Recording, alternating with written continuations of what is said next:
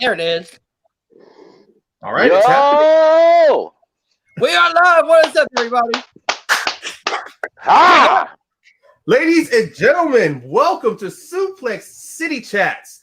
If something feels wrong at home, please, guys, don't change the channel. It's the same show that you've been tuning in for the last couple of weeks. It's just our head honcho, our head host, Matt. He is slightly a little bit under the weather, but he will be making drops in today, just to throw in his 2 cents on what we're going to talk about today. But before we broach you guys with the topics, let's introduce this killer panel that we have set up for you guys today. Let's go to my top right, and we're going to introduce Hunter Chambliss, or bringing out the jacket, baby. Oh, getting his Triple H jacket on. Okay. Bringing out the jacket. All right, Hunter, how you doing, man? Oh, dude, I'm ready to talk some wrestling. I'm a huge wrestling fan, so this is going to be awesome. Yes. And yes, everybody, you heard him right. We are going to be talking wrestling. If you did not understand the whole Suplex City, and I apologize. We're not going to belittle you, but it's right there. But hopefully, it's in the title. Yeah. Hopefully, you guys love what we're going to talk about, and we're going to invite you to come back. But before I continue rambling, let's move on to our next panelist, and that up top, and that is the man, the myth, the legend, JB3. What's up? I'm ready to talk some wrestling too. I'm ready to talk some big wrestling because for the first time in a long time, we actually had a pretty decent week of wrestling on TV. Yeah. He is not wrong. And let's continue our fine panelist. We go to my right as we introduce you guys, the legend, the icon, Chris Day. Chris, how are you today? I'm doing good, man. It's good to be here. I kind of feel like CM Punk every time he makes an appearance on WWE Backstage, or just like guest stars every couple weeks. It's been a pretty busy couple weeks, Ryan, and I know we had Titan Mania over on the Titan Trivia channel, so that's finally done, and we can relax a little bit. But no, we're still working. So, it's good to take a little bit and watch some wrestling, and especially during this time because there's been a lot of action movies and Star Wars stuff and getting geek from stuff done. But it's nice to go watch some wrestling and talk some wrestling. So it's good to be back. As Amar Ranell, the pop culture references just don't stop with him. But ladies and gentlemen, I, of course, being excited about what we're doing today, I completely forgot to introduce myself. My name is Ryan Painmaker. Keep kayfabe alive, Chris. Huh? Yeah, that's right. Me and Chris are part of a little small trivia league called Titan Mania. We simply just champion. Yeah, thank you very much, and I hold that belt proudly, or at least as MJF, very discreetly, like his $45,000 ring. But we're not here to talk about trivia. We are here mainly to talk about wrestling. And we have a lot to talk about. We're going to talk about Money in the Bank that just happened this past Sunday. We're going to talk about the Raw afterwards, which we are definitely going to talk about. Oh, yeah. And we're also going to talk about NXT and AEW. But not many of us here may have seen NXT and AEW, so some of us will jump out of the chat so we can avoid spoilers while we talk about some of the matches that's happened and some of the big moments that's popped up. But before we get into that, we're going to start off with a little fun topic that Matt wanted to implement. Well, he's got a point there. Brad, you got a point. I mean, that's an idea for a summer Survivor Series. Yes. Yeah. This ain't Global Force Wrestling and Impact. No, this is sort of what WCW and WWE should have been during their invasion angle. But enough as said. Definitely. The topic we're going to talk about was introduced by our co-host Matt. And since all of us here are passionate wrestling fans, there's some of you out there that I'm not going to say not as passionate, but you don't follow wrestling as much as we do or as consistently as we do. So what the topic is that each of us on this panel is going to pick a wrestling match we have seen in the past. We're going to present it as something you, as hopeful and new-coming wrestling fans, should get a chance to watch at least. And this is not going to be in no particular order here. So I'm going to start with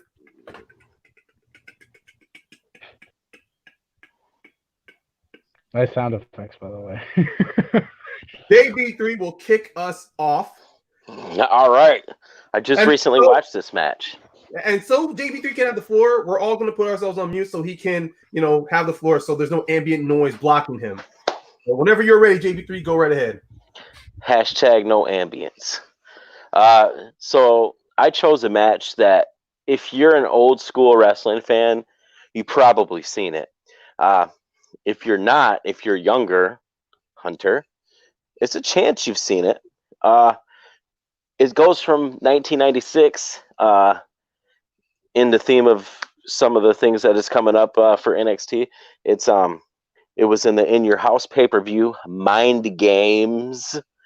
It was the WWF champion, the Heartbreak Kid, Shawn Michaels, and he defended his championship against Mankind. And woo-wee, the match itself was really, really, really good, especially for 1996, because this is the new generation era. This is no Attitude Era. This is before that, and they put on a match. And if any of you watch this match, there's 3 key things I want you to look out for.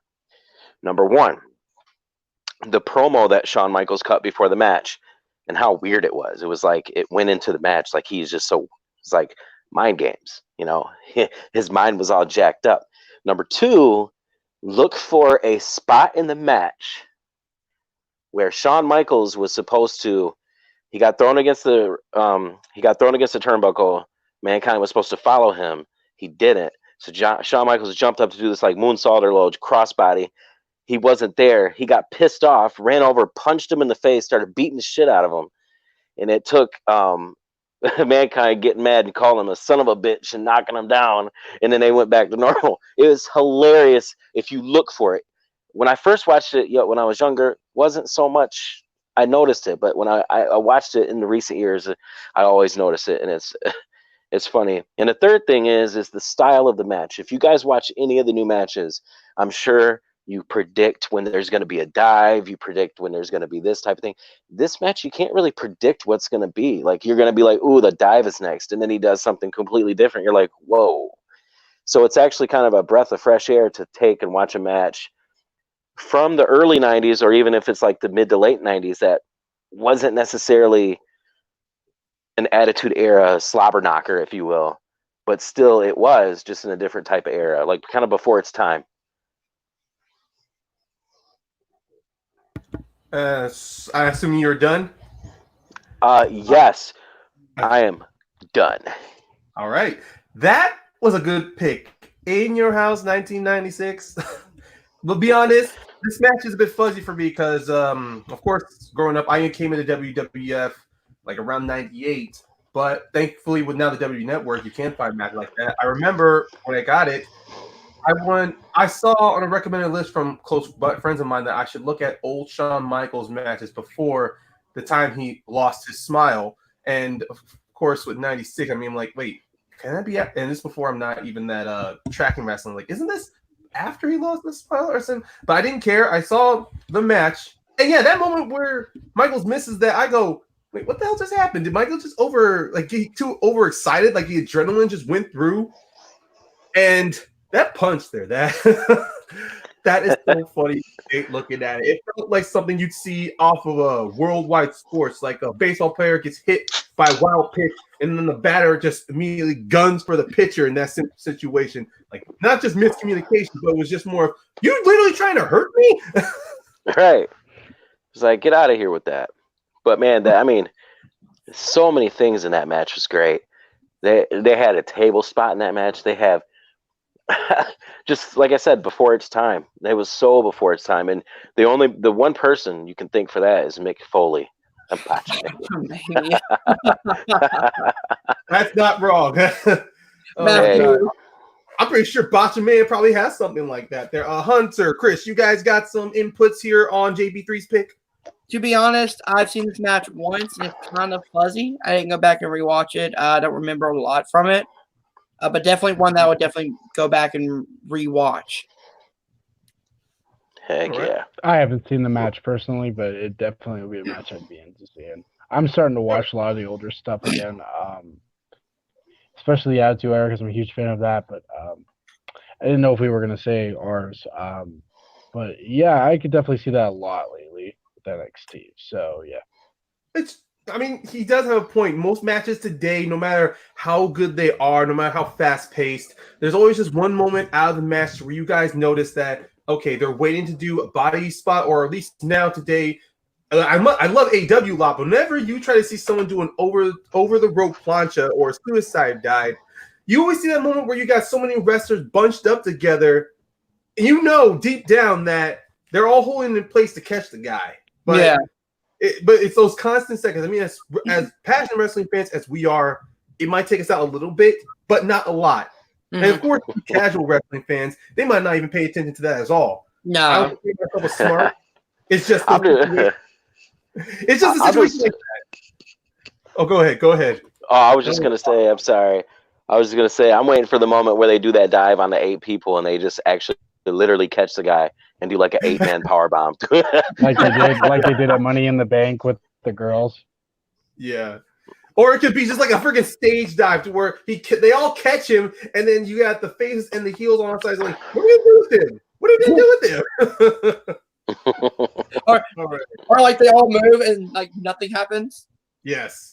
Be it if it's a partner or if it's just like a random, or if it's a random guy.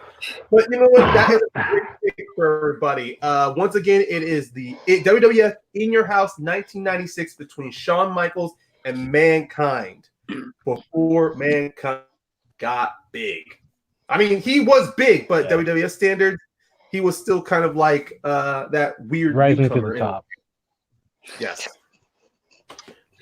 I agree. Okay, now that we got Steve picked down, you know what? Let's go diagonally down, and we're going to go to you, Chris. Okay. And so whenever you are ready, tell us what you picked. I think for me, when you look at what NXT, and not just that, but what a lot of wrestling has done lately, especially with the Seth Rollins and Drew McIntyre match, which I've told this to Ryan, and I love this. I love the Messiah persona. The Messiah persona to me is so amazing. And I when I look at a match lately that I think has roughly resembled the program, I think of, I'm also a Triple H fan. He's my favorite wrestler. And 2002 SummerSlam, Shawn Michaels Triple H is, for me, what Johnny Gargano is doing with Tommaso, and now it's switching. And it's, for me, it's been going on for a while. But when you saw DX come back like they did in 2002, and I still rewatched this recently, and you saw it come back, and then you saw the betrayal of Triple H right to Shawn after even a freaking injury that sidelined him for the second straight time. It's heartbreaking, and then it's like you're on the side. I was always on Triple H's side because I loved what he was doing with Evolution at the time, and he was about to do that, and then the World Heavyweight Championship obviously on Raw, which I think changed Raw itself now, what WWE Championship is doing now on Raw with Drew McIntyre. It was in that moment where I don't think that was the main event, if I'm not mistaken. I don't think that was, but that should have been the main event. Brock and Rock was. Yeah. But Brock and Rock itself is, and I'm a Rock fan, obviously Ryan knows that. And I mean, I did my whole persona after him. That match itself is honorably to a main event, but you look at Triple H and Shawn Michaels, that's literally what NXT has become, but it's also set the standard for a lot more matches. Look at Roman Reigns, Seth Rollins, Dean Ambrose. I mean, hell, Seth came in at fucking WrestleMania and took Roman's spotlight from Brock. I mean, that match itself has shaped it. And what after that, you had Edge and Christian, Jeff Hardy and Matt Hardy. It basically took the standards of what is a brother and a teammate and said, fuck it, let's just rip it apart and see how the audience reacts, because people hated Hunter after that. It's crazy. But yeah, that would be my pick. That was a great pick. Great pick. That is a good pick. Probably one of the top 5 favorite matches of mine, probably ever. And it's mine too. We got incoming interference from our host, Matt. All right. So I guess I'll go next.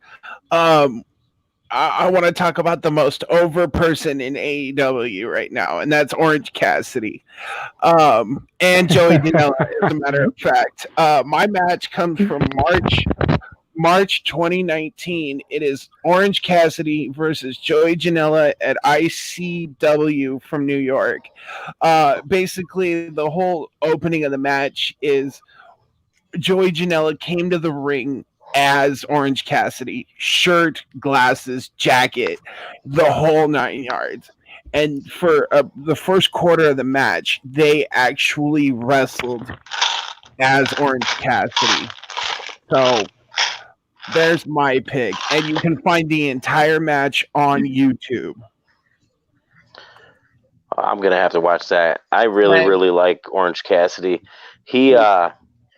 Orange Cassidy is the type of wrestler that he's probably from a smart standpoint. I don't know about a casual standpoint, because like obviously he gets cheered all over in AEW, but he's kind of polarizing in a way, because there's a lot of haters out there who's like, that's not, but the thing is like he shows what he can do. Like his match with Pac, and I don't want to go two other matches and stuff, but it proved that he can go. I've seen some of his stuff from Beyond, and even some of his stuff from that promotion. I don't believe I've seen that match between Joey Janela, and I'm gonna watch it. It's fucking hysterical. Like they take that persona he has and run with it. It's funny. And something about Orange Cassidy though is he can wrestle. And when we get into AEW later, there is a spot that Orange Cassidy takes that it had Mortal Kombat feel to it. It's fucking great. We have to put a pin in that, Matt. We have to put a pin in that. But talking about Orange Cassidy and Joey Janela, unfortunately, I've not seen it too, and I've spent most of my time trying to catch up on a lot of Orange Cassidy matches. Like I've mainly seen when I think it's not G1, but maybe it's Beyond, where he was a television he was a champion, and he would defend it against people. He would defend his belt against anybody there, like David Starr, Pete Dunne. David Starr versus Orange Cassidy was a fantastic match. Another one is Orange Cassidy and Velveteen Dream. That's another great one right now. I was going to mention that too, but I also like when he wrestles some of the females. Like my favorite, I love his match against Kylie Ray because it's such fun. His match against Grace is fantastic. And oh my god! And also talking about Orange Cassidy, he has a match at Joey Ryan's Bar Wrestling against Priscilla Kelly, where they did the same thing like what Joey and Orange did, but it was vice versa. Priscilla Kelly came out dressed as Orange Cassidy. Orange Cassidy came out dressed in Priscilla Kelly's attire. You guys seen what she dresses up in? Just simple. Yeah, he came out dressed like that with the lingerie as pantyhose outfit, and he wrestled the entire match that way. He didn't change. And same with Priscilla Kelly. She came out with cut off with the patchy jeans, the Orange Cassidy shirts. They put on a very entertaining match. And that sounds funny. I want to know. I want Cornette to review that match. Oh my god! Yeah. Speaking of which, I was going to talk about how Orange Cassidy is very polarizing. I mean, guys like Jim Cornette don't get him. At times, Dave Meltzer does not get him. Even some wrestling pundits are just like, even though they understand wrestling is a work, but to them it's just, how is someone like Orange Cassidy, who presents himself as a not laid back, but almost a lazy like competitor, when you see him on AEW, and then you go, how the hell is this guy over? My favorite line is image is everything. And the only reason why image is everything is because it's the image that Orange Cassidy gives you. And baby. Yeah, AEW says sloth, but I've read articles where they say he's just pure laziness. And even the best friends back it up, going like, he will try. He will try. Kinda, maybe. Yeah. On that. Yes. But freshly squeezed. Freshly squeezed. I still love that little promo he did when he said he was all in, all elite. Just contract orange into a mixture, blends it up, pours it into a glass, puts his shades in, and then the thumbs up.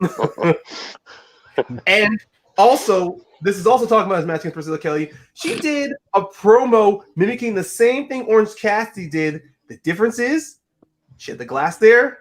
She pulled an orange out of her tights, like hands further, like mimicking the whole "you want to taste the tuna" thing. And it's a half-cut orange, squeezes it in there, and puts her glasses, and then does her signature little pose, like the finger gun out. Seriously, guys, I mean, that's not the match I'm recommending, but that's the match. You guys need to see that next with him and Joey Janela. But we also over with Chris's choice of Triple H and Shawn Michaels. I mean, you guys got some inputs on his pick? Oh, it's a great match. Definitely one of my favorite street fight matches, because you could tell the story was there and that unsanctioned. They really hated each other too. Yeah, was the way to go. Like, they were like, we don't want anything to do with this. So kill each other, but we have nothing to do with it. Yeah. And Shawn was my favorite. And at the time, I thought he was 4.5 years out of, and I didn't know what he was going to look like coming back. Later on, I learned that he was about 2 years out of a wrestling match because he had that hardcore match in his own promotion. But yeah, he was my favorite. He came back in that 2002 SummerSlam match. I'm talking just he looked brand new. Yeah, perfect. I mean, he looked like the '96 WrestleMania Shawn. That's what he reminded me of that. And it's funny that match, how it kicked it off the boyhood dream has come true. Yes, the rebirth of Shawn Michaels came from that SummerSlam match, and I remember listening to some old WWE interviews. They talked about if that match didn't get over with the fans, they weren't going to go any further with Shawn Michaels. This was a testing ground. Wow. Not only did they do it, but if the people could react to him the same way. And think about this, because it was 2002. 2006, DX got back together, and that was fantastic reunion and everything. And you had the way Triple H's mustache thing, which I would do want to try one day. And then 2 years later, you had probably the most hard match to watch without crying, which was Shawn taking out his mentor together and Shawn and Undertaker. So was such a, for myself, when you look at the three, the 4 stages of what was Shawn's career. I mean, you had the Marty Jannetty tag team, and then you had the breakup and the Heartbreak Kid, the DX, the return of Shawn, and pretty much the end. The end is like, as somebody who's done that, say in trivia or whatever we talk about, or wrestling, my grandfather did it, was when you have your last stand, you want to make every single moment count. And I can tell you, every single match that he has done ever since SummerSlam, even if they were good or bad, he'd take that. He'd take it to town. And even in the Elimination Chamber match, which was like 5 months later, hell, he took it. Was crazy. It made the Armageddon 2000 look like a bloody, ripoff. It was just, yeah. All right, it's a terrific. We would love to get you to keep talking, but at this point, we still gotta keep within time. So let's jump up to Hunter, man. I know. Part of me feels like you've been biting at the bit here to present us your match, what you want, what you advise the fans to go watch. So the floor is yours. All right, so I've been hearing a lot of WWE talk, which of course there's a lot of great matches. I'm gonna go over to the land of TNA from Unbreakable 2005. Oh. We got the X Division Championship main event, the phenomenal AJ Styles versus Christopher Daniels versus Samoa Joe. The best triple threat match I've seen pretty much ever. Because you walk into the match, and what's funny is you do not know who's going to win. It could be AJ, it could be Daniels, who's the champion, or it could be Samoa Joe, who's this upcoming beast. This is right before Joe is going to be a main star in TNA. You had the story of AJ and Daniels, the best friends, bitter rivals. You had Samoa Joe coming in, bull rushing himself, saying, I want the championship. And you put them in the main event, give them 20-plus minutes of go out, kill yourselves, have fun, and my God, it was incredible. So much fun. Great in-ring psychology with both of them trying to, Joe's going for a submission. Here comes Daniels. Here comes AJ stopping him. And then finally, AJ pinning Daniels to win the championship. Pinning his former best friend to win the championship back. It was fantastic. Man, that is a big one. That is a big one. That's what she said, by the way. Yes, it was a great match. That one's hazy because it's been obviously like 15 years since I've seen it. God, has it really been out that long? It's been that long. He said 2005. Wow. So, I was freaking 9, man. I was I was about to be 10, yeah. Wow. Yeah, it showed the talent. It showed their talents. That was like back then. TNA was like the best wrestling you could ask for. Even though ROH is doing their thing too, no one really knew about. People knew more about TNA than they knew about ROH. And I'm talking. Oh my goodness gracious! They all three showed their skills.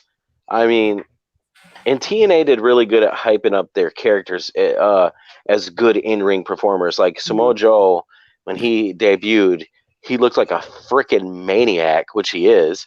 And then obviously they built up AJ as the biggest star of the company, and then Christopher Daniels as that veteran, the best friends. Every single wrestler in that match was built up to be one of the best wrestlers in the world. And then they proved it in the match itself. That's why it was so good. I do agree on that. And the build themselves, I mean, when you see when Samoa Joe did show up, the size of him, the fact that he was able to move, he was able to pop whenever he was able to hit explosive moves. Of course, at the time when people watch WWE, they've all presented you this blanket of a man who's bulky, maybe a little pudgy around the edges, that he doesn't have the speed. But it's TNA, they wanted to not only shatter that image, but heavily disprove that. And Samoa Joe was the example. And as you mentioned with Daniels and AJ, I'd say they were what their feud should have been, what the Rockers feud in the WWE should have been. Yeah. And Daniels, of course, 10 times, 20 times better than Marty Jannetty, though, but they were just they were a great duo. They knew exactly how to work with each other, knew exactly how to hit each other's buttons in promos, and how to work that psychology in the match. To when they kept reforming as friends and then breaking up again, you knew whenever they fought each other, they could take the shittiest storyline and still give you something out of it. And what's cool about that though is it's a tale of very good long-term story building. This started back in 2004 and it ended in like 2012 with ups and downs. And what's cool is they never really fully trusted each other the entire time. You could see that there was plans of AJ thinking, is he going to turn on me? What should I do here? All the way to like 2012. That's long-term story building done right. Yeah. I mean, it has up and downs, but oh my God, that is a good. Because I mean, when did AJ leave? Left. He left. Was that 2013? 2015. 2014. Yeah, okay. Because I knew he went right then Japan. Yeah, because he went to New Japan in 2014. Daniels had been in and out of the company at times. Like they'll take off his character and then they'll have him like still around backstage, or they'll have him. I can't remember, but I'm not sure if it's true or not. They had him play that character Suicide a couple of times because they did storylines where Suicide did. Curry Man. Yeah, that's what I figured. Okay, I forgot about Curry Man, but yeah.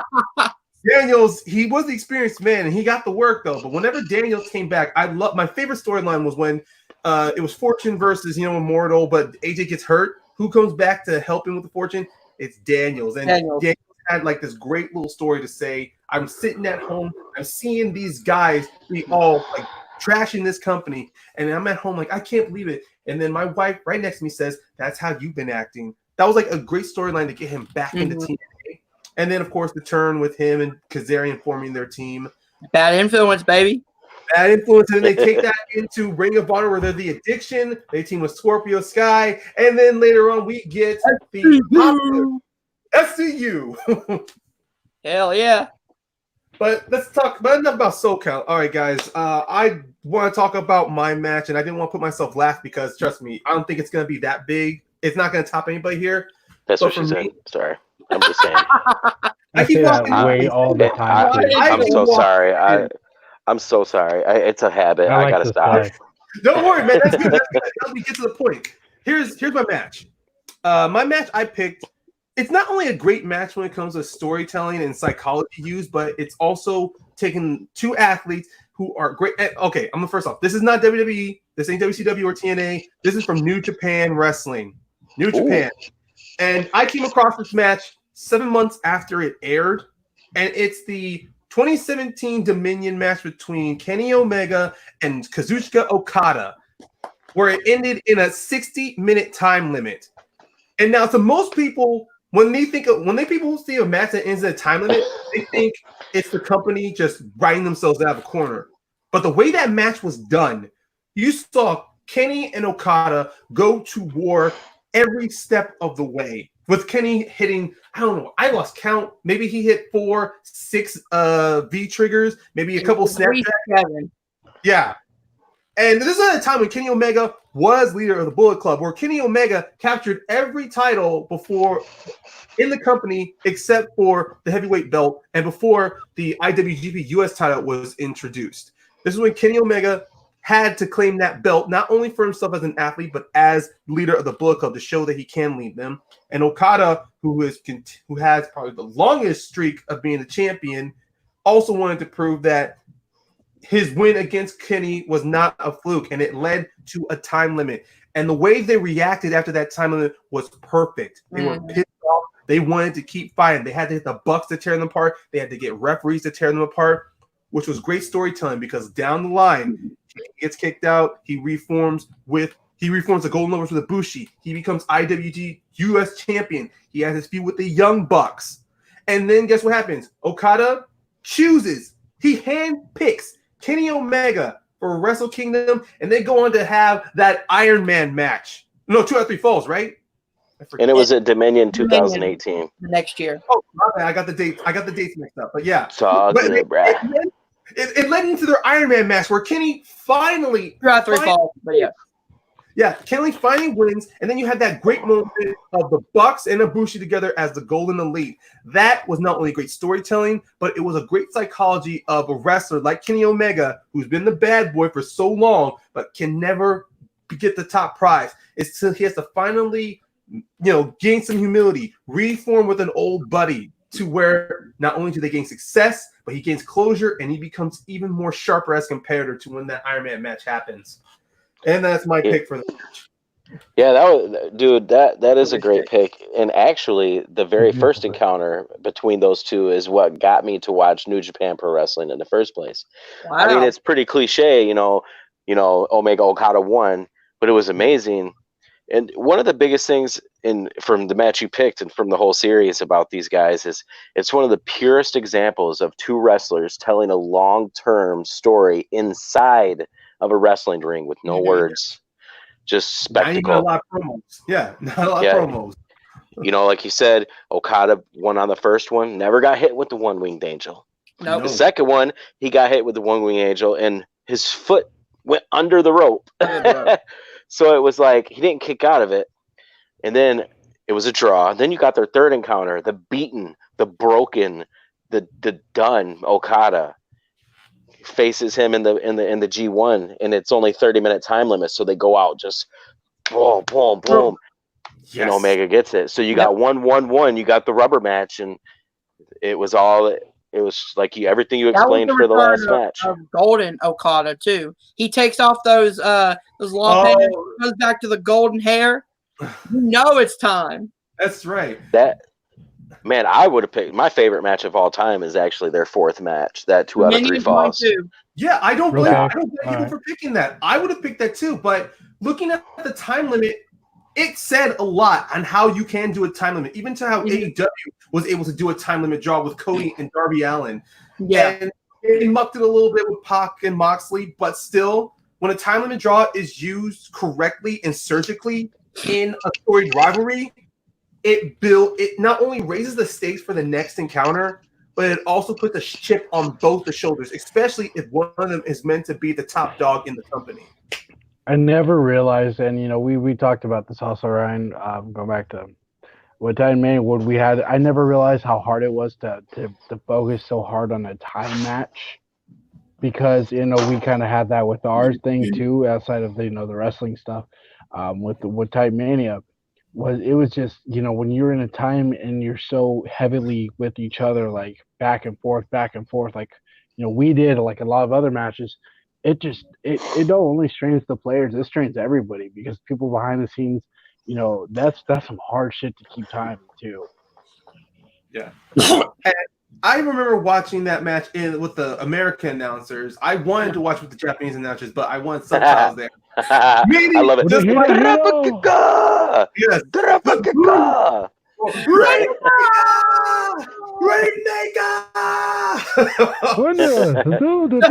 Like an anime. Yes. 11. Oh my 12. Try watching Dragon Ball Z in Japan. It's weird. 13. Hey, I love how they say 13, man. I lose it every time. 13. Oh my god. And to everybody at home, if you do watch a New Japan wrestling match, if you need to watch with the American commentators, go ahead. But then rewatch it with the Japanese commentators. You don't need, if you want subtitles, great, but watch it without subtitles. You'll get a whole new area of enjoyment and entertainment you didn't expect. Especially if you watch it with the subtitles and you watch it like back to back with the English one, you notice that they are not saying anything the same at all. Different inflections every single time, and I love it. What do you want an Okada Omega 5? I don't. I do. But the only way I'll do it is if Kenny Omega wins the AEW World Heavyweight Championship in like 2021, and then during his celebration, all you just hear the coin flick, pling, and then Okada comes out. That way, I'd want to see. I can see him winning though next year too. If New Japan allows that music, then I would love that. Or you could just have Okada just walk down the damn ring, and then you can have Kenny in his story face, like he's holding the championship, and then all of a sudden you hear people yelling, and then maybe the Bucks who are with him are pointing like, Kenny, Kenny, Kenny. And then he turns, look who's walking down that goddamn ramp. It's Okada. And you see Okada is maybe all in with them, or he's there mainly for Kenny. I would love the good setup for that. Hell, if you could do a champion versus champion match. True. AEW champion Kenny Omega versus IWGP heavyweight champion Okada. Would they do that though? No, like not belt for belt, but just champion. Are you thinking that is Okada? Do you think Okada's going to be the champion again? Well, Naito still has the belt, right? Yeah, Naito still has the belt, but I think he might get it back before. Doesn't he have both still? Yeah, he has the Intercontinental and the heavyweight because he just beat Kenta for both of them, or to retain both of them. Kenta, that's somebody who should at least have a match in AEW just to show to WWE how bad they wasted his ass. Okay, but guys, we are done here. You have heard all five of us. That's right. Our co-host, our head honcho Matt gave his match. You had JB3. Let's all go around the table with our matches one more time. JB3, your match. Mind Games. Shawn Michaels versus Mankind for the WWF Championship from In Your House, 1996. It's In Your House Mind Games. There's like a couple of them in 96. Yes. You have In Your House Mind Games. You have the 60-minute time limit draw with Kenny Omega versus Kazuchika Okada at Dominion 2018. Great example of storytelling. Hunter, your setup. Like if you had to sum up your match to pitch. Unbreakable 2005, the phenomenal AJ Styles, the Beast Samoa Joe, and the champion Christopher Daniels. What more do I have to say? Chris, your summation? SummerSlam 2002, Shawn Michaels versus Triple H. It was pretty much a street fight, but it definitely, in my honest opinion, brought together more storyline matches, more breaking hearts, and pretty much gave Shawn Michaels the right ending to his career in the beginning of an end, that I would say. And for Matt, if you can drop in, give his summation. If not, the summation was Orange Cassidy, Joey oh, yes, he's here. I'm still here. Yeah, it's ICPW. It's March 2019. It's Joey Janela versus Orange Cassidy. It is the pinnacle of comedy wrestling. Basically, the first quarter of the match, they're both wrestling as Orange Cassidy. So if you want to understand the gimmick of Orange Cassidy, go back and watch that. All right. There you go. Heard it, ladies and gentlemen, you have 5 great suggestions for you to check out wrestling matches. But now it's time for us to finally get into our topic, and we are going to talk about the WWE pay-per-view that just happened this past Sunday, the Money in the Bank pay-per-view. While it wasn't technically Money in the Bank. Yeah. Well, it was sort of technically an empty arena setup, but also they had the corporate ladder to where the match literally took place inside of the corporate headquarters of WWE. Now, there was a whole list of matches that happened here, guys, and while we could run through and break down all of them, but we would be taking up a lot of time, and we don't want to waste everyone's time at home. So we're going to talk about what matches impressed us, what matches that we thought, pretty much our general impressions of it. Spoiler, bro! Spoiler! We didn't get to that yet, but since he's brought that up, let's talk about it. The male contestant who won the Money in the Bank, Otis. Yeah, Otis of Heavy Machinery. Oh yeah. Oh yeah. I'm still shocked. I do gotta say, I don't know if it was someone pointed it out. AJ Styles. So by the way, it was a weird match. But AJ Styles, when he grabbed it, he fumbled it, but he was wearing gloves. Yeah. Yeah, I had to that's why he hasn't played football. I rewind that 3 times to understand the logic behind this. I mean, if I've seen wrestlers grab belts barehanded and not fumble that stuff. Oh my god! I didn't realize that till now. I mean, he fumbled it good, but man, it would have been like cool if like maybe he could have left his gloves missing. They were still in the boneyard. I don't know. Yeah. During the corporate match, I mean, they were brought across there. There could have been a situation where AJ is going to be locking up with a wrestler, and then, I don't know, he just loosens up his gloves just to escape a grip from, like, Baron Corbin, or, you know, he blocks a Black Mass from Aleister Black. Now his hand hurts, so he takes his glove off, you know. Just or Aleister Black kicks the glove off of AJ's hand. I mean, he is an Atlanta Falcons fan, so he probably just had his Atlanta Falcons moment when my Patriots won the Super Bowl. So. I was feeling commentators people dying because Rey Mysterio and Aleister Black died for a minute there. Yeah, and the splat was like a half a second after the throw. To like murder really damn fast. And the fact that we have Baron Corbin doing it to both of them. I mean, could you not give a guy? It could have been random as hell, but it's like Corbin tosses Mysterio. You hear a crash, and then Aleister Black follows suit. I mean, I didn't expect Black to be the one to go off the edge. Me neither. I mean, I'm up and down about Mysterio. I mean, already he was sandwiched by Nia Jackson Otis. He was down by Shayna Baszler. This is like a constant. He was like a Charlie Brown in this entire corporate ladder match. He's sandwiched. He's choked out. He gets pounced on. His head nearly gets ripped off.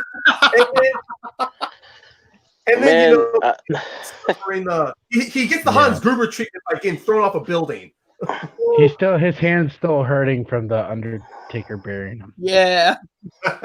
Yeah, it's cramped up because it was sticking out of the grave for like a few days straight, and it wasn't moving. It's like Jim carries the claw. The panning shot that literally showed they have a box or whatever for the guys to land on. I wish they wouldn't have shown that. That's true. You could clearly see the crash pad. But then, of course, clearly it'd be like, did they just kill the wrestlers? Too, a lot of people. Well, it's not just that. They showed that because they're gonna have those wrestlers back on Raw, which they do show up. But other than the fumble of AJ Styles, I'm gonna also talk about another weird moment that happened in the corporate ladder match, and that was Dana in the conference room getting the Money in the Bank briefcase, believing she wins. Yeah, that was pretty big. Man coming in there as if, she pretty much goes, "That's just a display case. That's not the actual Money in the Bank." What was the point of Stephanie and Vince in this corporate match? I don't get it. Stephanie was just there just to make Dana look stupid. I'm sorry. Who was having that briefcase there in the conference room of all places? Yeah, it was. There was a few things that just made me think, why? Like, it made Dana look dumb. It made Dana look stupid. I still think the Vince thing was perfect, though. Like, I was cool with that. Yeah, that was fine because it's like Daniel Bryan and AJ had one of the best rivalries. Like, I think it was last a couple years ago. And that was great to see that again. And then Vince just looking at him like, "What the heck are you doing? Get out of my office." The chair. Here's something to think Yeah. about, though. It really says a lot about the era we're in wrestling, because imagine 20 years ago if Stone Cold would have went into his office and he said, "Get it out." So And out, The Rock comes right behind him, just leaves. Could have gave him a stunner. Hit him with that's a very good point. But that's a whole nother topic. But yeah, that was a high point for the match, just because you got to see the dinosaur statue, the Tyrannosaurus Rex head or whatever. You got to see Vince use hand sanitizer, which was funny. It was funny. It served its gym purpose itself too. Yeah. Yeah, Seeing all those weights, and then just seeing AJ have the weight on his neck, which I've done. It also, sucks. Carmella, it sucks having that weight on you. Also, whenever Carmella gets an up, she gets a one over on somebody, she's like dancing, moonwalking out, and then she turns around. She gets the woman's right from Lacey Evans, or she gets taken out by Nia. I mean, if you want to talk about someone else who had like a Charlie Brown look, that was Carmella. And man, the outfit she fucking wore was on point. Literally money. Literal money, honestly, she was at that match. God damn. But other than that, I mean, despite the finish, despite everything else, I mean, what wrestlers you thought actually shined here, other than the winners? Because Asuka, she was literally a cartoon character this whole fucking match. I hate to say it. I'm gonna say the same thing. Baron Corbin. I was gonna say the same thing. You can hate it all you want to, but that dude does his job, man. And don't get me wrong, I am so shocked that actually, because I really thought it was gonna be AJ or Daniel. I didn't think Otis was gonna win it. I really didn't, because look, I love what they're doing with Otis. I love Otis. I just didn't think he was gonna win it. I thought it was gonna be AJ or even Baron. Baron shined, man. He was a star of the match. Baron shined. Hell, I mean, I don't even like saying it. The gym fight too, yeah. I mean, first off, if I could go to that gym and work out, I would. That would be man. Going that way to the mirror and shatter, breaking that goddamn thing. Yeah. And he just looks like, just a round of fences looking like I am paying for that. It was just like, yeah, and the same thing with Dana. Even though she had her ups and downs, Dana shined. Like, people look at some of the humor in those moments, and I heard Christian talk about that with Corey Graves on After the Bell, where he said a lot of humor goes into some of these ladder matches. I mean, heck, even R-Truth did a freaking video on WWE saying, when I go into that, I'm going to win it. I want to do that. And they're like, he's not even in the match. I mean, some of those humor really works for the Money in the Banks. And I mean, even in 2015, when they did that Money in the Bank, whatever, and he comes out with everybody, and I think it's Kane who yells at him. And he's like, my bad, I wish you luck. He looks at the other guys and goes, I ain't giving you guys luck. It's just some of those humor really works. Hey, wasn't there a Royal Rumble where he came out and got a ladder and put it in the ring and climbed up to the top? Yeah. At least he didn't fall like Titus O'Neil, though. I think someone pushed, and I think he got eliminated because someone pushed him out of that ladder, or it's because he was climbing down. Ladder, yeah. But you know what? At least he didn't fall like Titus O'Neil, though. Hey, Titus was just freaking unlucky, and that was awful. Titus World Slide, baby, World Slide. But let's slide away from this corporate Money in the Bank, and let's talk about some of the other matches that happened in there. I mean, I'm just gonna briefly talk about Tamina versus Bayley. While it wasn't going to be a classic as I thought it was, but at the same time, I think Bayley, she was working, trying to do her best to sell Tamina as this powerhouse, as somebody not to be trifled with. And the fact with Sasha in her corner, of course, a lot of people were thinking it might telegraph a split between them, but those two were as a cohesive unit. Like, my favorite part was when Bayley slides out the ring, and then she just notices the water bottle, and she's like, go and get that. Or it's like, I needed some drink. And Sasha just runs up, grabs the water bottle, the commentary doesn't care who drank it, and just hands it to Bayley. Like those little. But I hated the ending of this match. Yeah. Because, all right, I get it. You're going to stop the pin because Sasha's coming in. But don't chase her around the ring when you could hit Bayley with another Samoan drop and then pin her for the championship. Yeah. The worst thing is they're in that entire match, because I'm actually part Samoan and I'm related to Roman Reigns and I'm actually related to Tamina. It's just seeing her in a circle, and I'm trying so hard not to laugh. And that's just maybe the family in you, but I was just like, I didn't know what to think because it was just, and it's hard because I really wanted her to take this. I just didn't see it happening, and I know she's gonna have her moment, but before she retires, because I know she don't really got that long. But to be honest, Chris, I really didn't see Tamina walking out of this. I thought there was going to be a dusty finish. I didn't think it was going to be that kind of dusty finish, though. It was literally just a situation to where they positioned Tamina to where she's going to see Sasha come up, and yeah, I don't see nobody taking this away from. Honestly, I just don't. Bayley? If it doesn't surprise me if next year, if we see Bayley and Sasha maybe at WrestleMania. Well, right now at this moment, they're gonna try to.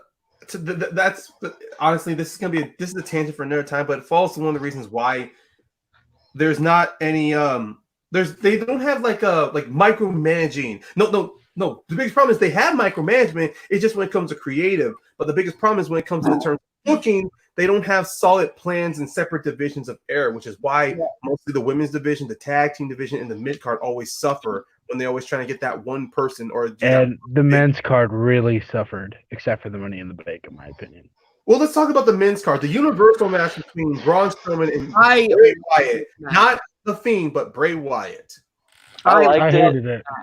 I liked it until the puppets came out. And I'm not saying that I'm not a fan of the puppet stuff, because when Bray Wyatt comes out, I know that he does that.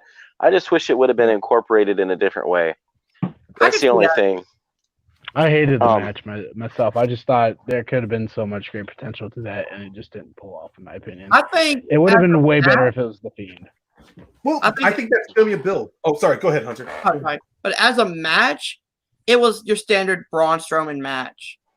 But as a story, as what it could lead to, it's a great setup, because you notice Bray keeps talking about I told him to give me a chance. I can bring you home without having to go through all this. You can tell that Bray doesn't want to bring out The Fiend. He doesn't want The Fiend to go after Braun, because he knows that if The Fiend goes after him, there's no way he can get him back.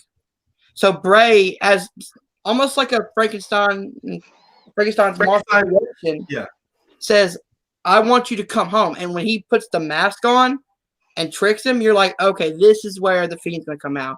And you see Bray start to kind of crack. And then the glimpse of The Fiend. And now you know, oh, shit, The Fiend is going to come out, take the belt from Braun, and run with it. I do agree with you there. As a storytelling point, it works.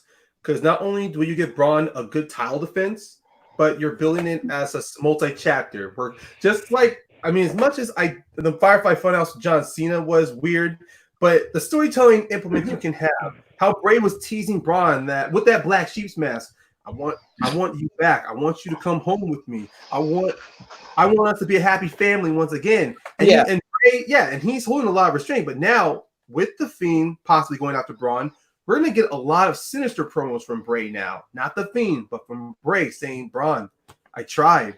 I did my best. I wanted you there with me.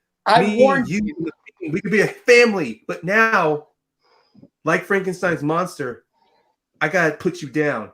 I got to drown you in that river. We can get some promos, something like that from Bray. Yeah. Yeah. So as a beginning to a longer story, it worked perfectly. If they do a longer story, it could work, and that's the way that it seems to be. If Bray, I don't know, when the Miz went against Bray Wyatt, they kind of ended it there. They never went further. Yeah, but I'm curious. I'm curious what they'll do. We'll fight. It feels different without Roman there. It really does, and I hate to say that because I love Roman as much as I do. It's not just that, Chris. He's my favorite. It's the main fault with WWE. Their whole one guy at the top of the mountain. Exactly. At the same time, they don't want that guy to eclipse the company. Do you guys really think Roman's coming back anyway? I think Roman will, but he's not going to be at that position. He's not going to have that position he had, but when he came back from leukemia. I truly hope that he does not come back to WWE. I want him to go to AEW with John. Yeah. John Moxley said it. He said it. Roman will get over there because if you let him be himself, he's such a likable dude. Yeah. And he's the nicest person in the world. He's like the closest thing I have to. But it's not just that. When he's himself on the mic, he works. I remember I seen old promos of him in FCW when he was the character, the boss, and when he showed up in NXT, like, whose time is this? It's my time and all that. Yep. He's sharp on that mic. And when the Shield broke up, whenever he did get time to talk before Sabotage. But during that in-between time, before Dean and Seth began the feud, that small time he said, like, there's two things in life you don't do. You don't break your word and you don't backstab your brothers. And Seth, you backstabbed us, so we're going to hunt your ass down.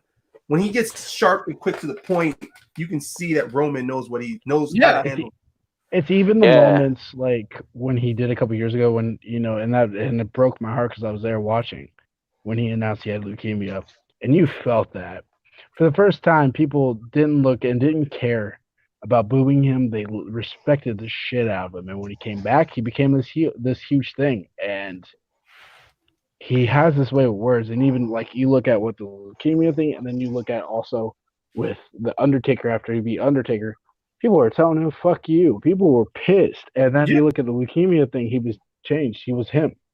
And if he goes to AEW, I would love that. Roman. Yeah, I honestly think that, real quick, I think that the time, personally for me, that I think Roman Reigns, his promo game stepped up to the next level is when John Cena put him under the pressure in that one Raw segment. Yes. When he did that to him, the next promo after that was even John said it. He knew, like John Cena said, he knew that last promo when he flipped the mic at the end and he was like, boom, like that. He knew that came from straight up Roman right there. Mm-hmm. All right, Chris, you were going to add a couple of things. What was that? I talked to him about it, and I 100% saw the realness at how pissed he was. He was pissed. Like, he was just pissed, and I had never seen him that angry like that, but like not even as a WWE superstar. I just never seen that. And when he called him out on the drug stuff, you can tell that they're not even if he did or not, you could just tell he was pissed. Yeah. To look at good and bad, that when John Cena called him out, it did help. But at the same time, he wasn't just calling out Roman, but he was also calling out the writing that was done to him. But and the writing is not the greatest. Yeah, but let's just wrap this up here. Let's wrap up. Let's just get our quick summations of some of the other matches that may have impressed us. Drew versus Seth was fantastic. Yes, yeah, I was gonna jump Drew and Seth was probably the match of the night for me. That was fantastic. I will say that. I do have to say I listened to Jim Cornette. I will agree with him on one thing about that match. There's no reason to have Drew McIntyre kick out of the curb stomp. I didn't think that he needed to do that. I think they could have just Jim Cornette did some old school explanation for what he would have done, like distract the referee, wait for the time to get up, hit him with the Claymore, 1, 2, 3. It would have worked out. Yeah. Because to me, WWE has a terrible track record of trying to protect moves, especially when they want to put on classic. I love NXT, but whenever I see a match where Johnny Gargano or Adam Cole are using their moves over 5 or 6 times, it destroys the luster of it being a finishing. Like his last shot at TakeOver 25, where he's using the last shot 4, 5 times, or in their 2 out of 3 fall match. Johnny Gargano, second to last shot. Yes. But so far on the main roster, there's been few moves that WWE has actually booked very well, and that's the Black Mass spinning kick, Drew McIntyre's Claymore kick at times, the curb stomp has been booked well, except for the Money in the Bank, and Superman punch. No, it's not there. It used to be, but then they overdid it. And here's another move I think they're actually booking well. That's Lacey Evans' Woman's Right. Yeah. Doesn't look as devastating though. Love that Woman's Right. She just clocks it and they fucking get stunned. It's great. When she's a heel that in the Judas, I'm going to jump into AEW real quick. Just like the Judas effect, they have those planned perfectly. If you get hit with either the Woman's Right or the Judas effect, you're done. They just can't show the Woman's Right in slow motion, man. That makes me actually. You watch this. You watch her go. Yes. Or when they do the mid camera shot and you see she's not putting her hips into it. You see it's all the upper body. Like she'll plant a foot down and then it's bam like that. Mm-hmm.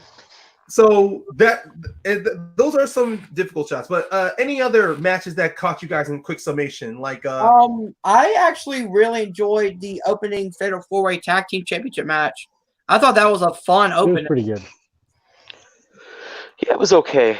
I wasn't against it. Jeff Hardy and Cesaro was pretty good too. I mean, I didn't it's watch a typical Cesaro match. He puts over the next opponent, but that's one thing Cesaro's got for him is he knows how to put somebody over. The clock is ticking. The clock is. Here's my thing with Cesaro. The clock is ticking. They need to get him in that main event push. Hell, I don't mind if he's Braun Strowman's next opponent, but we need to get some Cesaro at a platform to where people can believe him. But I hate how they're doing Bobby Lashley. For the title? I heard they're Cesaro, doing it Bobby won't happen. Lashley. I heard Bobby Lashley might be facing him at Payback. you know what? I wouldn't mind Lashley because Lashley needs that elevation. He was a killer in Impact. And I when he came hated back the to Raw- Lashley R-Truth thing. It was just stupid. It made no sense. Yeah, made no sense. No. But guys, we're done with Money in the Bank, and now let's finally move on to the Money in the Bank. Let's hit the Monday Night Raw that came after. And guys, oh my God, Raw, Jesus! It opens with the man. Monday Night Heartbreak. Let's call it what it was. It was the Monday Night Heartbreak, but in It a was good the way. third time. Yep. It's a heartbreak in a good way, honestly, where you can have a good cry over. And it's Becky Lynch showing up. She's holding the Money in the Bank briefcase that Asuka had won last night. And she's giving up this heartfelt speech that at first it's almost alluding to she's hurt, that she can't compete anymore. And she's really saying that she went to, and the best thing is she said to herself, and she kind of went out on her own terms. She said she went to the guys up top and she added an extra stipulation to the Money in the Bank. And then guess what? We get Asuka coming now, talking in Japanese, yelling like crazy, screaming off her head, like, that's my briefcase. Why'd you take it? And then Becky, cool as a cucumber, tells Asuka, you fought like hell, but you were fighting for just a little more. Because that wasn't, you won Money in the Bank, but it was more than that. She opens it up. Oh, first, I love how she says, you weren't able to open this because there's a combination. And I know the combination. I love that because it was so awesome. And then she just tells Asuka, this is what you fought for. And it was the Raw Women's Championship. And I loved Asuka, just the look. And I love how Becky tells Asuka, you are the best wrestler in the company, in the world. And she's not lying about that. Asuka is fantastic. No. Asuka's amazing. And just the fact that she gets this championship, and it's not something she was rewarded. No, she earned it by winning Money in the Bank. As much as people are going to cry that she didn't beat Becky. Well, guess what, guys? The reason why she did not beat Becky is because Becky said, it's going to be forever ingrained in us. Not infamously, but she says, you're going to be a champion, but I'm going to be a mom. I'm going to be a mother. It felt like a retirement speech, but then when you hear the word "I'm going to be a mother," it reminded me of what JB was saying. The Lost My Smile, whoever said that, or the Edge. It just felt like that. But then you felt, instead of sadness, you felt happy because she finally got everything she's fought for. And then the Instagram post, it just felt like it was not a retirement match, but hey, the man's going away for a year or so. I'll be back. Yeah, and I loved it too when Asuka herself realized that. And nobody here can say she dropped her character the moment she heard that. That was a drop. I follow.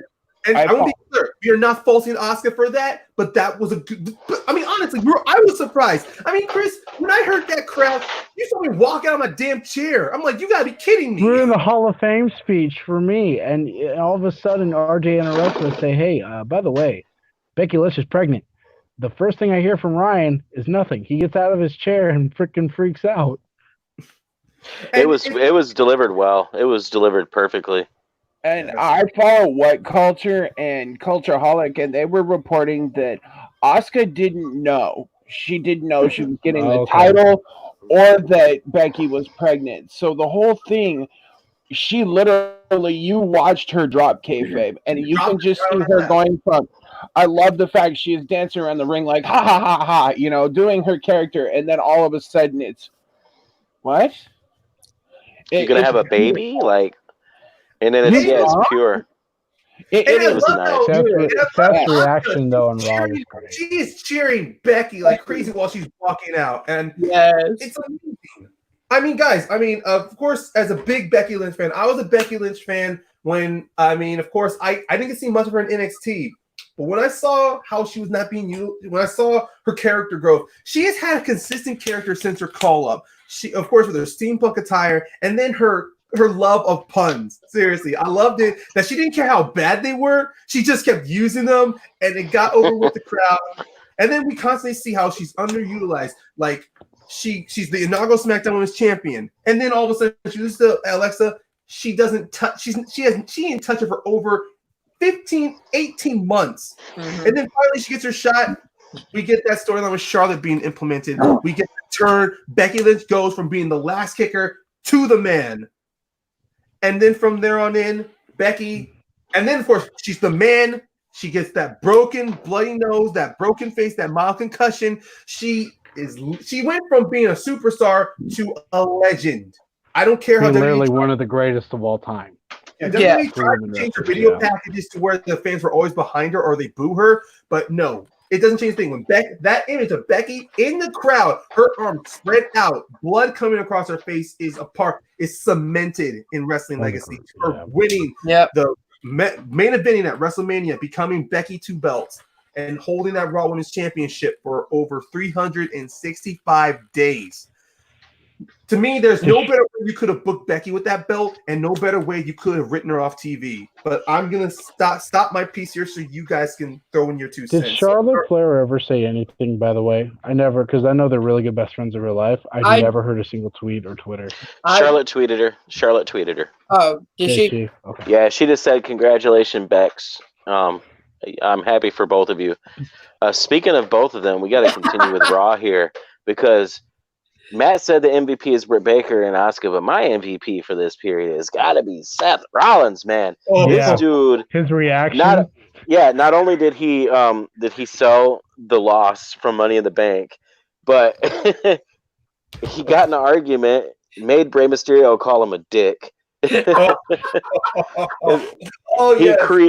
He's already the face just from that episode alone. He's already the face of like about 4 or 5 memes. My favorite one is the Shield, and it says Dean Ambrose pulls out of WWE, Roman Reigns pulls out of WrestleMania, Seth Rollins never pulls out. Oh my god, man. It's great. How about this? I remember I came across this little Instagram little thing, a little caption: Seth Rollins' sperm cost WWE more dollars than Moxley did going to AEW. Yeah. that was kind of cold, but it was still funny. Yeah, he tried to destroy Ray's eye, and I don't know, his whole, like, everything that's going on with him. I'm super interested and intrigued to see what's going to happen. Let's talk about the fact that Rollins already looks like a dad of a newborn. Hair all messed up, fucking tired as hell. And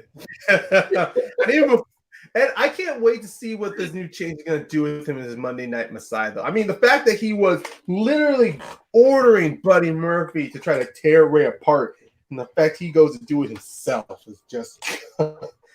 Does that make Seth Rollins God, then? Does that officially make Seth Rollins God because Becky's giving Lynch? Becky's pregnant? Oh my god. Don't let Vince hear that. Don't let Vince hear that. To go. I am going to take off. Are you going to take off? Yeah, I got to go. But no, the Seth's reaction was the greatest ever. And he actually did post an Instagram video, I think 2 days ago, on Becky's reaction with the thing that says pregnant. And, you know, I'm a dad, so I understand that. It's the most amazing feeling in the world, and it's a great feeling when you get to be that. And I'm, maybe just a stepdad, but it's an incredible feeling to even be able to hear that news. So, I mean, it's worth it. All right. For sure. That's all right, we'll take care, guys. Let's everybody at home and everybody on this panel, let's say farewell to Chris for right now. Hopefully we can see him on a couple more Suplex City chats. Have yourself I'll be back soon. All right, thanks, guys. to go. All right. Yeah. Now that we've talked about some two big moments of Becky and Seth, some other things anything else on Monday on Raw that was able to pop up to you guys? I liked little Kyrie and Asuka celebration of her winning the Raw Championship. Yeah. Also, I'm trying. I don't know if maybe it's a highlight, but to me, it's been a while since I've been on and off with Raw, so it felt a little weird. But what did you guys think of the 2-on-2 basketball game with the Street Profits against the Viking Raiders? I enjoyed it as an entertainment factor because I actually like the twist of the Viking Raiders just like being like, oh yeah, we let you win. And then Ivar just dunking on them. Yeah, I did not mind the entertainment factor, but I didn't like how it was like anything we can do better. Okay. And then yeah. But it makes the Street Profits, who are the Raw Tag Champions, look like chumps once again. Yeah. And I understand for entertainment value, you're making the Profits look like the Harlem Globetrotters, and the Viking Raiders are the Washington Generals. They're just getting their butts kicked across the floor back and forth. But you do that reveal afterwards. It's like, this could have been a healthy competition to where the Profits win. Maybe by like 2 or 1 point, and then the Viking Raiders can go, oh, we let you win. And while they're walking away, Ivar does a half-court point shot, and then, of course, the camera makes it. That could have been done so much better than just the whole, we shut your asses down, and you only got more points and fouls, and to where, oh, now we can ball. That's like, unless I think the whole thing is stupid. Like, it's the Viking Raiders, man. What are they doing playing basketball and singing karaoke? That's stupid. They should be destroying every single tag team that is put in front of them, just like they did in NXT. That's what they should be doing. They should still be the Raw champions. It was stupid that Gallows and Anderson beat them. It was stupid for the Best in the World tournament. It was stupid. It's all dumb. The tag division is just trash. Hot trash. Rollins and Murphy win the titles off of them. When they had a tag team in their group. It's stupid. The whole and it just makes it. I'm so tired. The Street Profits that works for them. If they would have been having a basketball match with the New Day or something, or even I don't know, Shorty G and Ali, if they were still there, Shorty G's got a freaking basketball jersey on. You know what I'm saying? I hate fucking Shorty G as a name. Come on. Yeah, Chad Gable's the man. They should. I really thought they had something with Shorty G though. Like Chad Gable was gonna be a little geeky, nerdy-ish by I'm sure. I don't reach the minimum height requirement. Well, guess what? I may have. I liked how his whole thing was. People are gonna give you all your faults, accept your faults, make them a strength, and then he just go. And then I liked how at first he was just called Shorty Gable, and then I kind of like that little tongue-in-cheek thing where he's like, let's shorten that up. I'm Shorty G. I thought it would at least got him into a good momentum to where he falls into a losing streak. But it's just they give him this platform, and then he's mildly cool for a while, and then he'll pop up, and then he's used as fodder against Sheamus, just so everyone can remember, oh, Sheamus is badass. Gable has won tag team championships in every division in WWE. He is a great wrestling competitor, and you don't acknowledge him. You don't put him on a platform. It's one of the reasons why whenever I listen to when Brody Lee, Matt Hardy, or Moxley, or anybody who's part of WWE on Talk is Jericho or any other podcast, and they tell you of the constant micromanaging and the lack of creative direction in that company, and how Vince always needs to have the last word to where he will or something that's pure and creative that's given to him, and then he's going to water it down or give a little tweaks on it because he doesn't get it. Good shit. Yeah. I mean, my favorite thing was one of the things I remember from Matt Hardy after he showed up on AEW with Damascus and Broken Matt. Vince said when Matt was pitching his whole his deletion match against Bray Wyatt, I remember we said Vince goes, if this gets over, then I'm really out of touch. Like he did not understand. He was saying Vince did not get this 100%. He wasn't even sure to put this on last on Monday Night Raw. And just hearing that, it's like, Vince, you have a multi-billion-dollar company. You can take risks. I mean, sure, you want to be sponsors, you want to be stakeholders, but every now and then you are an entertainment company, and every now and then you need to walk that line of entertainment and athleticism. And I trust me, I don't know how to run this company. I'm not telling them how, but as a consumer, as someone who has watched his program since I was 12 or hell 11 during the Monday Night Wars, he should understand that in order to get new people, and sometimes these little entertainment sketches, it brings in a new audience. At the same time, you need to not focus so much on the kids, because ultimately kids can't pay for your stuff. It's the parents. It's the parents that have to. Yes, the adults buy that stuff for the kids. Last time I checked, I mean, sure, companies will say we need to garner this stuff for the children. Children's attention span won't last for more than 3 hours, especially with wrestling. And that's one of the reasons why I don't mind athleticism, because athleticism will keep you hooked. Mm-hmm. Especially with the psychology of storytelling we see in New Japan, Ring of Honor, and at times in AEW. Okay, I want to talk about something that kind of caught my eye on Raw, is the return of the Iconics. What that does is it gives... Oh, yes! Yes, I love the Iconics. And also, when Peyton Royce was released, I was pissed. So the fact that Peyton Royce shows back up makes me happy. Which means go ahead. Well, it kind of leads into what I was going to say, is that means that not necessarily just because they have been released doesn't mean they're going to stay that way. So Black Wednesday may not be as dark as we expected. Yeah. Maybe not. Maybe not. I want to bring up the match between Drew McIntyre and Andrade. Yeah. That was a great match. Against each other, their third time fighting each other, but go for it. I actually really enjoyed it because I haven't been watching Raw lately, so I don't really know what's going on. Basically, that same match 3 weeks in a row. Well, what's happening, Hunter, is that Zelina, she's formed like this stable with Austin Theory, Andrade, and Angel Garza. She's trying to make them like a dominant team, but ever since WrestleMania, Drew McIntyre has constantly been a thorn in their side, or they keep sticking their nose in Drew McIntyre's business, and McIntyre just boots them in the face and makes them look like chumps. So it looks like there's this little irksome competition or this rivalry brewing between them. And Almas, who is the U.S. champion, has been kind of like the figurehead for this. Yeah, it's going somewhere. I'm not that interested, honestly, just because they had the match a few weeks ago, and I'm ready for Drew to get like Drew and Seth, either Drew and Seth or something. I want something different for Drew. I'm ready for him to get to his next main feud. And you mean speaking Corbin? of the, I mean, I guess. I mean, as much as he was great in the Money in the Bank, I still don't want to see him. And I'm not going to say anything much, but I know a little bit more about some wrestling than you guys do. I don't necessarily want to see Corbin there, but what I do want to talk about, if you don't mind me cutting to it, because it's been on my mind. Yeah, let's keep moving forward. Randy Orton and Edge. This felt weird to me.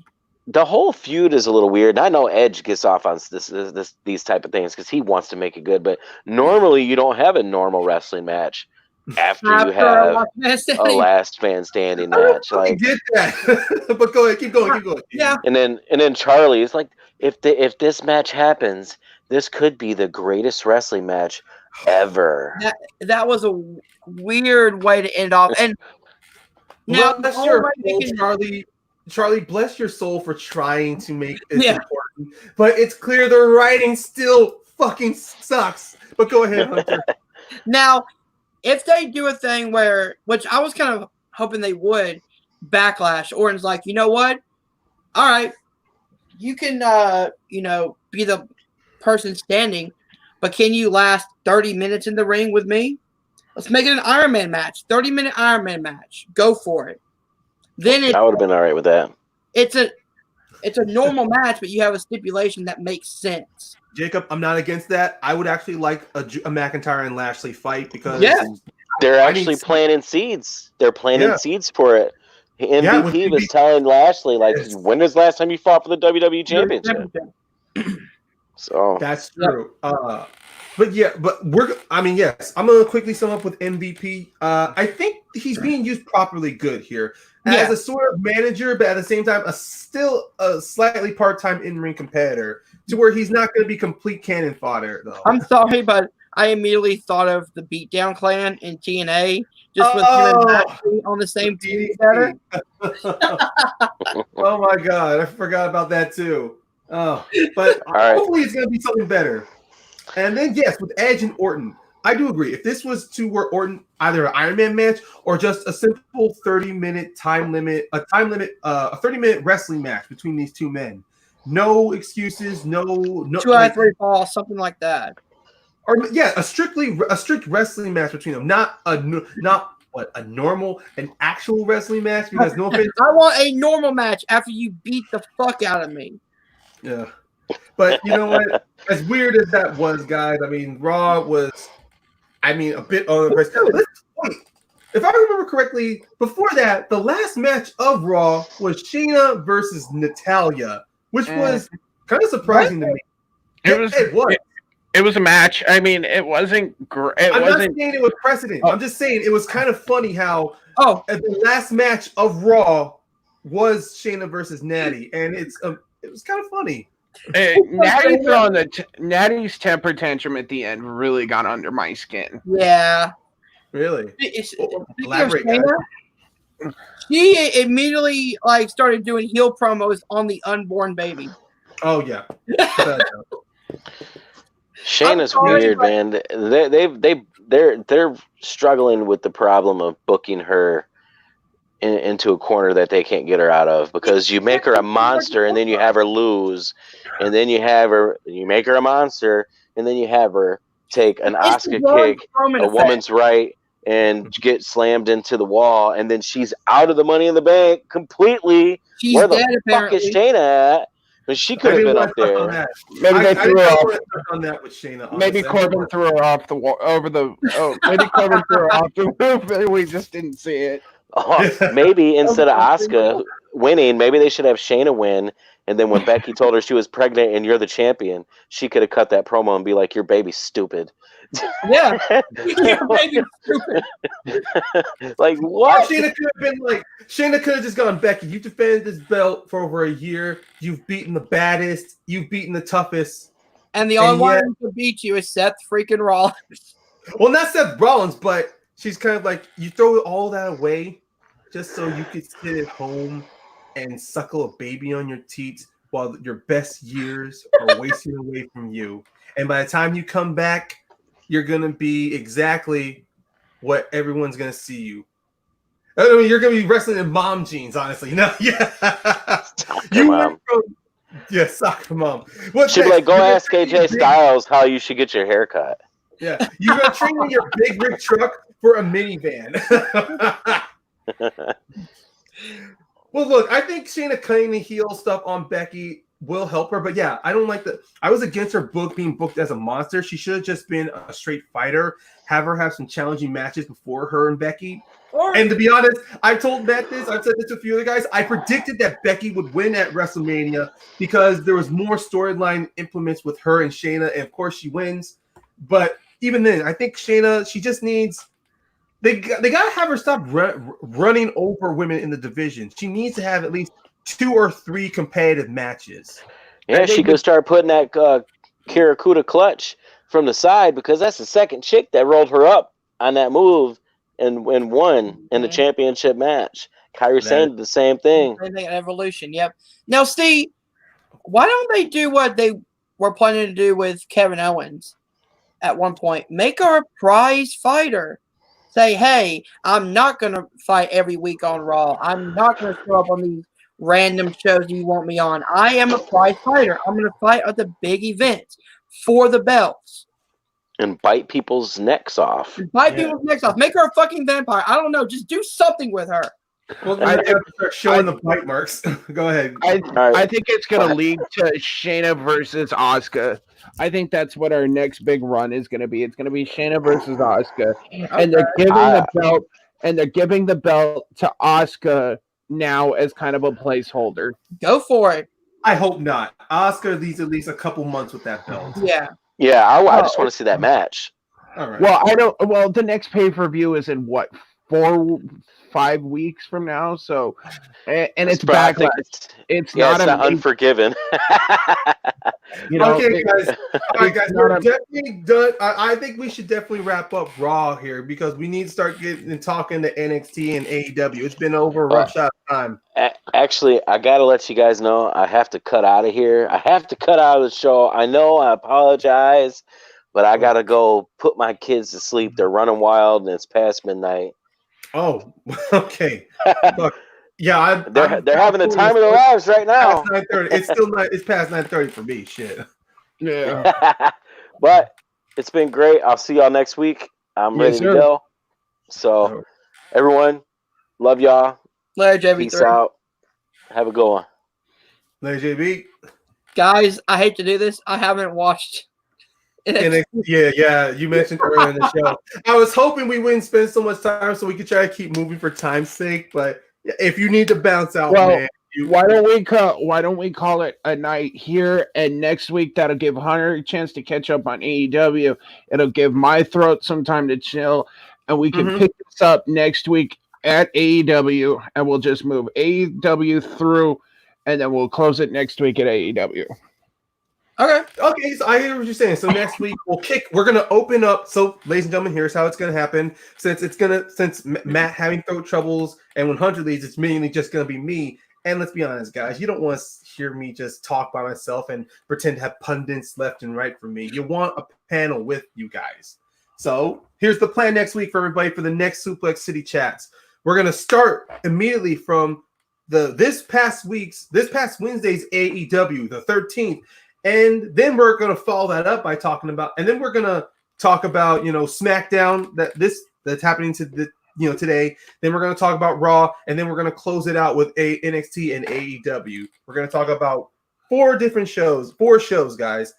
And we're going to make sure that we go through as quick as possible. We're going to try to keep this time constraint so you can hear everyone's opinions on it. And we're mainly just going to talk about certain segments instead of trying to break down every match. With that There you go. Works for me. Yep, good for me. All right.